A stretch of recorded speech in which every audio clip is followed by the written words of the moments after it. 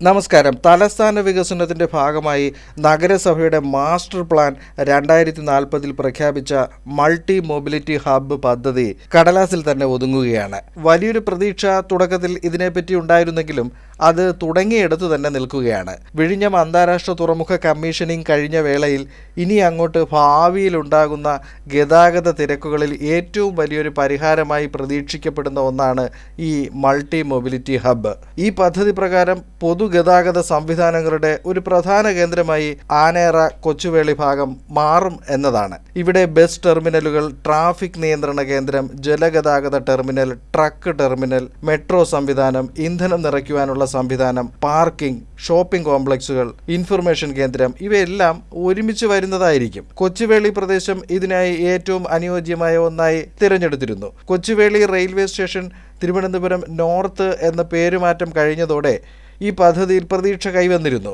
ഇതിനടുത്തുകൂടി തന്നെയാണ് അധികം ദൂരത്തിലല്ലാതെ ദേശീയ ജലപാതയും അന്താരാഷ്ട്ര വിമാനത്താവളവും വരുന്നത്.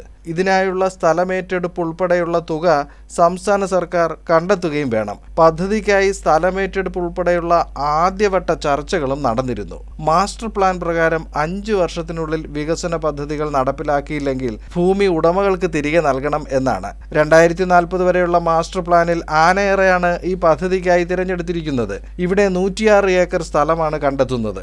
ഇപ്പോൾ KSRTC സ്വിഫ്റ്റ് ഇവിടെ പ്രവർത്തിച്ചു വരികയാണ്. തലസ്ഥാനത്തിലെ ഗതാഗതം സുഗമമാക്കുന്ന തരത്തിലുള്ള ആധുനിക യാത്രാ സംവിധാനങ്ങൾ ഉൾപ്പെടുത്തിയുള്ള സംയോജിത പൊതുഗതാഗത സംവിധാനമാണ് ഈ മൾട്ടി മൊബിലിറ്റി ഹബ്ബ്. ദേശീയപാത 66, ട്രിവാൻഡ്രം നോർത്ത് ടെർമിനൽ, ദേശീയ ജലപാത, ട്രിവാൻഡ്രം മെട്രോ, വിമാനത്താവളം ഇതെല്ലാം ഇതിൻ്റെ പരിധിയിൽ വരുന്നുണ്ട്. ഈ പൊതുഗതാഗത സൗകര്യങ്ങളെല്ലാം ഒരൊറ്റ സൗകര്യത്തിനുള്ളിൽ ബന്ധിപ്പിക്കുന്നതാണ് ഈ ഹബ്ബ്. ഇത് വരികയാണെങ്കിൽ റോഡ്, ജലപാത, മെട്രോ എന്നിവയുടെ കേന്ദ്രമായി ആനേറ കൊച്ചുവേളി പ്രദേശം മാറുമായിരുന്നു. ഇതിനോടൊപ്പം ആക്കുളം, വേളി എന്നീ തടാകങ്ങളുടെ ടൂറിസം വികസനത്തിനും വലിയൊരു സാധ്യത മുന്നിലുണ്ടായിരുന്നു. തലസ്ഥാന വികസനത്തിൽ ഒരു വലിയ ചുവടുവയ്പായി മാറുന്ന ഈ പദ്ധതി ഉപേക്ഷിക്കപ്പെടുമോ അതോ പുനരാരംഭിക്കുമോ എന്നതിനായി ഇനി കാത്തിരിക്കേണ്ടി വരും. മറ്റൊരു തലസ്ഥാന വിശേഷവുമായി വീണ്ടും അടുത്ത വീഡിയോയിൽ കാണാം.